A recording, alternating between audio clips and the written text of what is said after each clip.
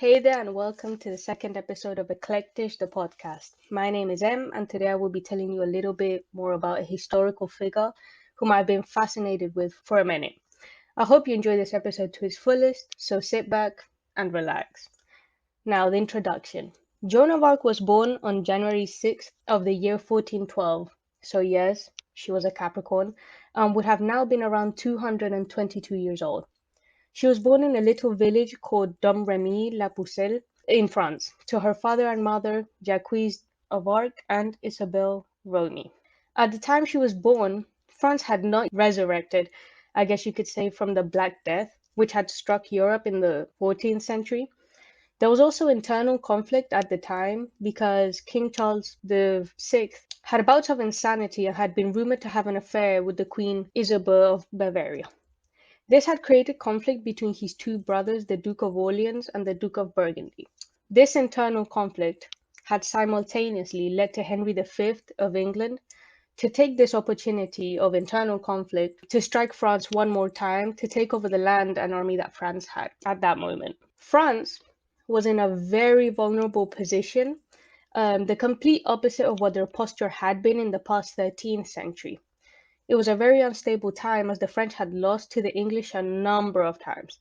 That is until Joan of Arc came into the picture. Now, her story. At the ripe age of 13, Joan of Arc was in her father's garden when she had a vision of three angels. These were Saint Michael, Saint Catherine, and Saint Margaret.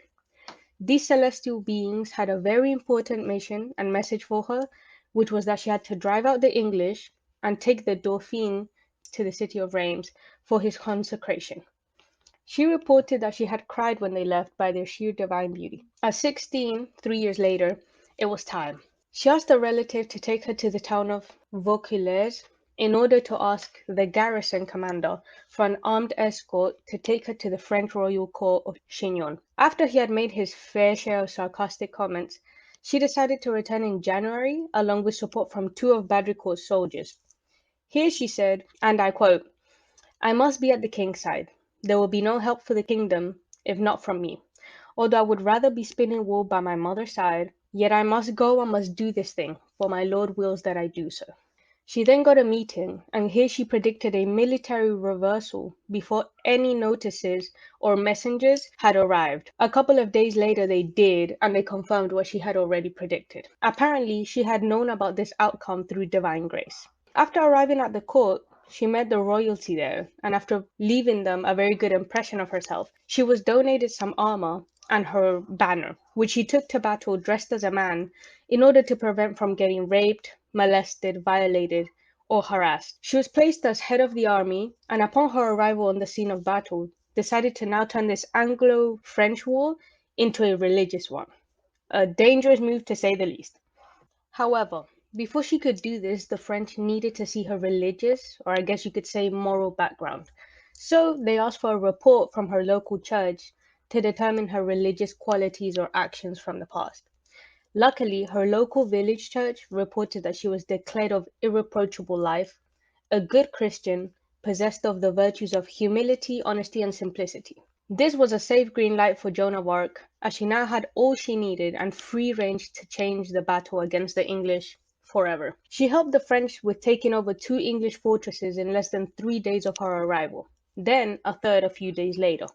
In a very short amount of time, Joan of Arc had managed to accomplish exactly what she was supposed to do, which was lift the siege from the city of Orleans. The people, military and religious figures of the city, had asked Joanne what she was going to do, and she said she would give them a sign, which was in fact lifting the siege completely. Now, what's also pretty confusing yet wonderful was the fact that Joan of Arc didn't kill a single person while on the battlefield, and had said that she was much happier carrying her beautiful banner on it than a sword.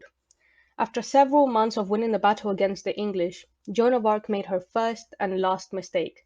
Sadly, she was ambushed and captured by the English at a battle after several months of back and forth negotiations for a peace treaty, which she was completely against. After capturing her, they then moved her to the city of Rouen, into a tower where she tried to escape from, and where her fellow army tried to save her from several times, to no avail. The English then decided to put her on trial and to basically try and accuse her of any crime to have some sort of excuse for her execution.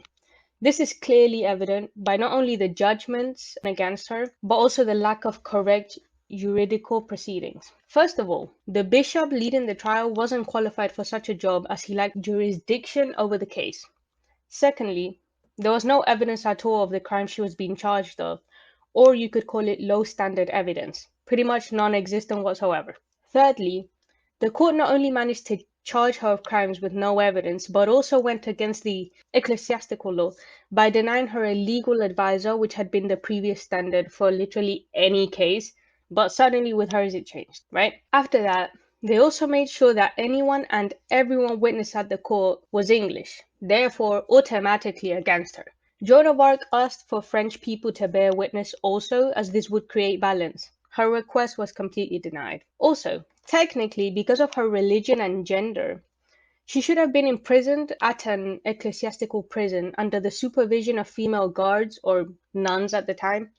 Instead, she was imprisoned along with men in a regular prison. In total, there was 12 articles of accusation, which were falsified and approved by both the judge and the Pope, which shouldn't have been approved, mainly because they contradicted each other completely on several occasions. And as if that wasn't enough falsification, they also decided to completely lie about the transcript of the tribunal in order to put her at a disfavor or disadvantage. And if that hadn't already been one of the most unfair trials of time, they had also threatened her to immediate execution and made her sign a abjuration document, which she could definitely have not understood and signed by free will for the simple reason she was completely illiterate. Now, the final trap, which here it just really sucks. So, at the trial, they accused her of many, many things, but the ones that stand out the most, or the ones which we know most about, are the following. For one, they tried to trap her with a question the judge asked her, which was, "Do you believe you are in God's grace?" This was a trap for two reasons. If she had answered yes, she would have been accused of heresy.